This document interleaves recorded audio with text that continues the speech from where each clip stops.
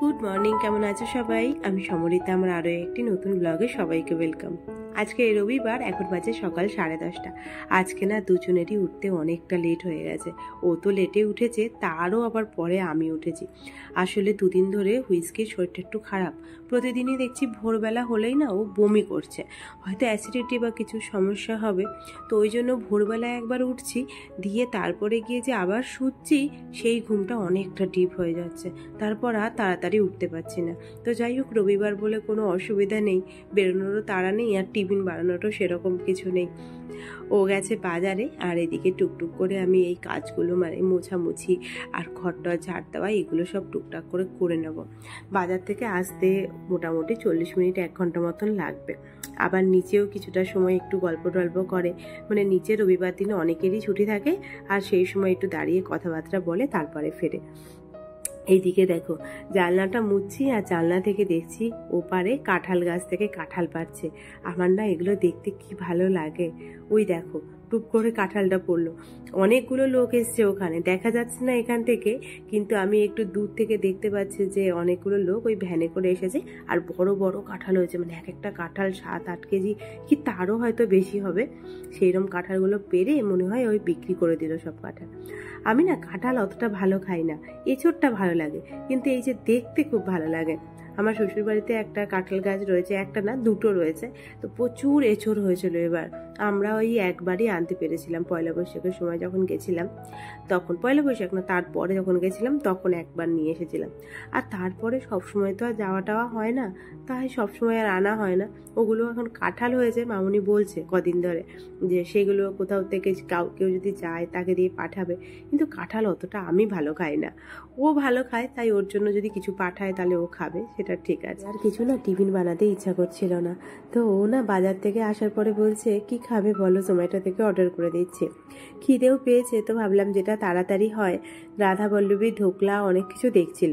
আমি দেখলাম ধোকলা বললে ও অতটা ভালো খাবে না, আমি আবার ধোকলাটা ভালো খাই।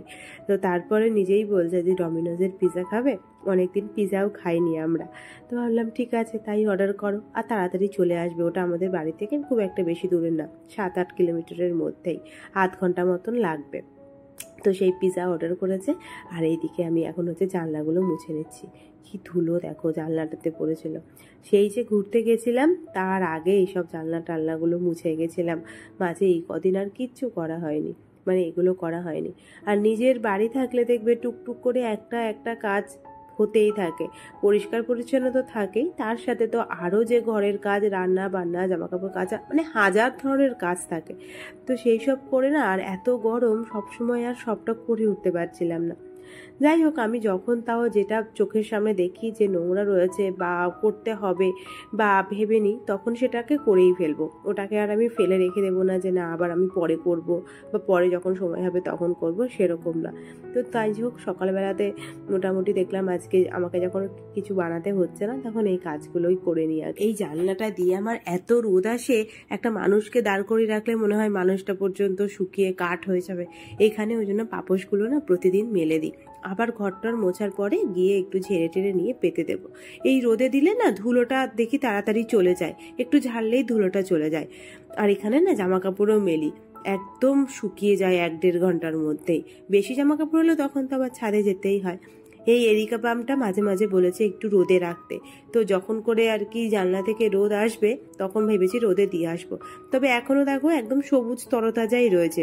যদি বলেছে যে পাতাগুলো যখন আর কি হলুদ হলুদ যদি হয়ে আসে তখন রোদে রাখতে, তো ঠিক আছে, এখন অবধি কোনো অসুবিধা নেই, ভালোই লাগছে। আর প্রতিদিন আমি একটু জল স্প্রে করে দিই পাতাতে, আবার সপ্তাহে একদিন করে মাটিগুলো শুকিয়ে গেলে মাটিতে জল দিয়ে দিই। ইনডোর প্ল্যান্টের তো মাটি শুকোলেই জল দিতে হয়, আমার প্রতিটা গাছেই তাইই করি। দেখো ওই পাশে স্নেক প্ল্যান্ট আমার এত ভালো লাগে, দুটো প্রজাতির স্নেক প্ল্যান্ট, তার মধ্যে যেটা বড়টা ওটা আমার কেনা, ওটা আমার ভীষণ ভালো লাগে।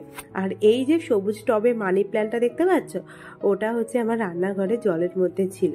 ওইটা না দেখছি শুকিয়ে শুকিয়ে যাচ্ছে, মাঝে মধ্যেই এক একটা করে ডাল নষ্ট হয়ে যাচ্ছে, ওই জন্য আবার মাটিতে এনে পুঁতেছি। ব্যাস, আমাদের ডমিনোজের পিৎজাও চলে এসেছে। গাছে একটু জল দিয়ে নিলাম দুটো টবেই, আর কোনো কাছে দিতে লাগবে না, আবার ওগুলোতে পরে দেব। এই যে দুটো রেগুলার সাইজের আমরা পিৎজা নিয়েছি, দাম পড়েছে 308 টাকা।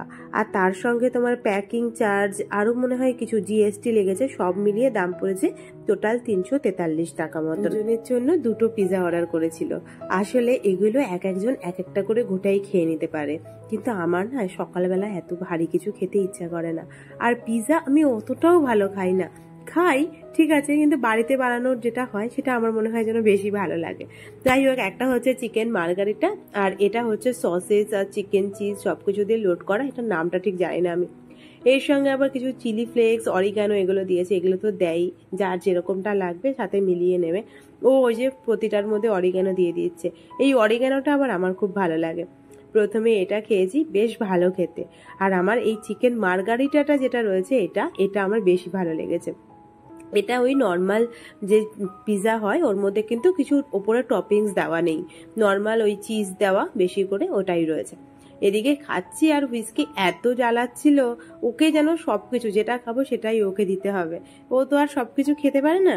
তাই ওকে ওর বিস্কুটটাই এনে দিলাম, তবে একটা বিস্কুট দিয়ে হয়নি, 2-3টে দিতে হয়েছে, মানে যতক্ষণ আমরা খেয়েছি ততক্ষণ ওকে আমাকে বিস্কুট দিতে হয়েছে। বাসি ঘর যতক্ষণ না ঝাড় দিই ততক্ষণ আমার অন্য কোনো কাজ করতে ভালো লাগে না। যাবো রান্না করতে, তো তার আগে ভাবলাম ঘরগুলোকে আগে ঝাড় দিয়ে নিই। আজকে আর রান্না বান্না সেরকম কিছু নেই।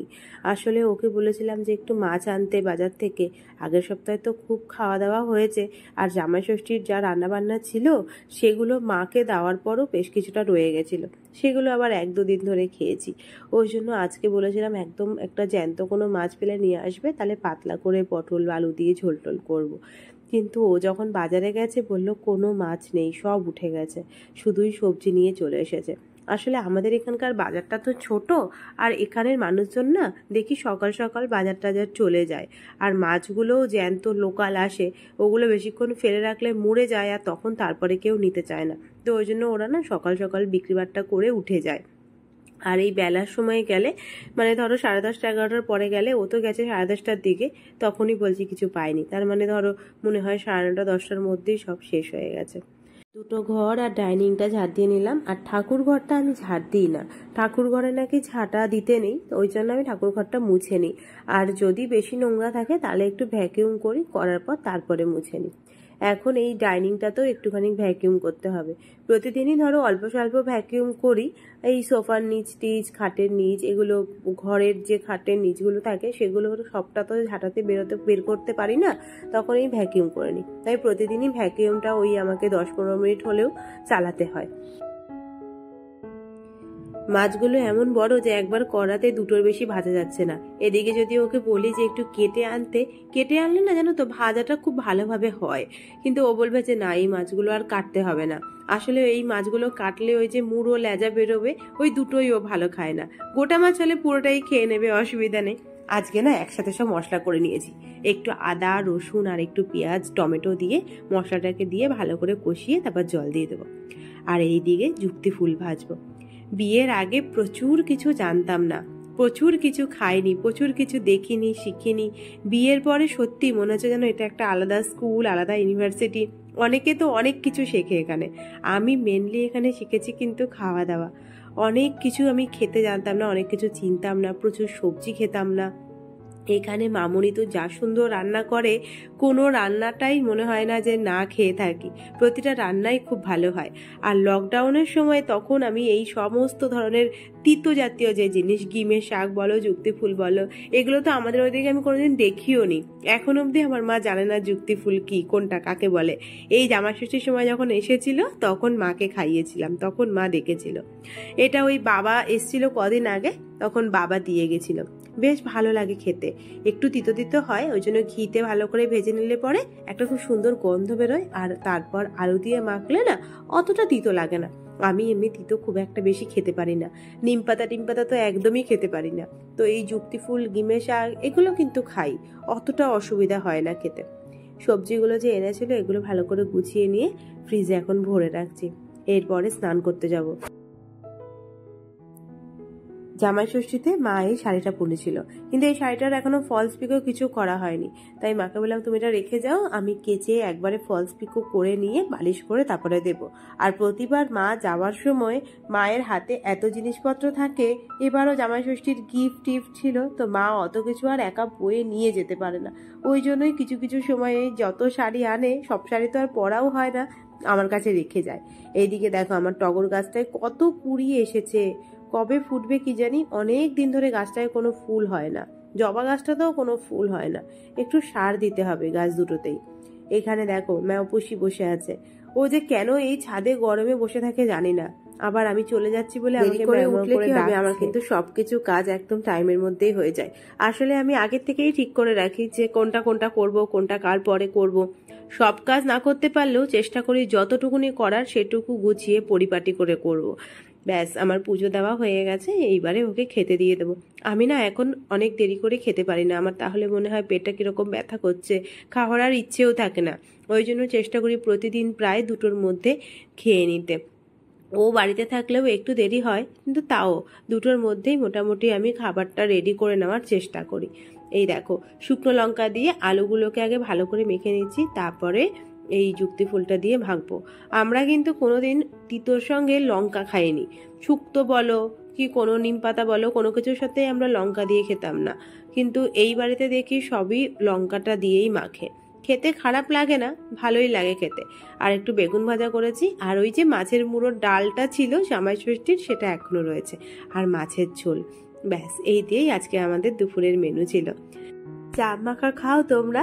আমার না ভীষণ ভালো লাগে জাম মাখা খেতে। জামগুলো একটু কেটে নিতে হতো, কিন্তু কাটেনি, আর গোটা গোটাই একটু নুন মিষ্টি আর চিলি ফ্লেক্স দিয়ে মেখে নিলাম। আমার শুকনো লঙ্কার গুঁড়োটা নেই, যদি শুকনো লঙ্কার গুঁড়ো থাকতো তাহলে ওটাই দিতাম। খুব ভালো লাগে এই জাম মাখাটা খেতে। আমাদের বাড়িতে জাম গাছ ছিল, কিন্তু এখানে তো নেই, বাজার থেকেই কিনে আনা জাম, আর বেশ মিষ্টি ছিল জামটা। চলো তাহলে আজকের মতো ভিডিওটা এখানেই শেষ করছি। সবাই খুব ভালো থেকো, সুস্থ থেকো, সাবধানে থেকো। দেখা হচ্ছে আবার নেক্সট